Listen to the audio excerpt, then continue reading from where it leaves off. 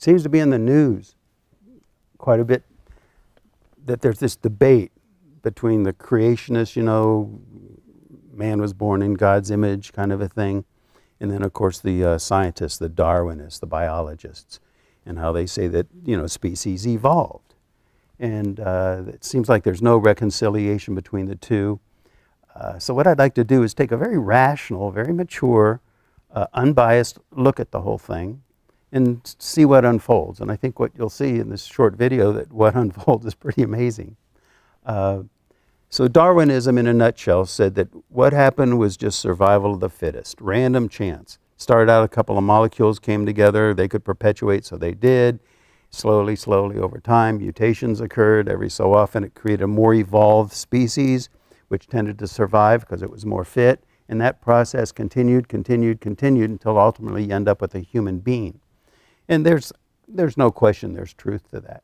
But at the same time, modern computer models have brought up a very interesting point, and that is that it happened way too fast. It couldn't be the whole story. So in previous videos, I've talked about this idea that there's a unified field, an underlying basis of all existence. It reacts with itself to create a very mathematically precise, very intelligent, very creative underlying structure that holds and supports and gives birth to all of creation.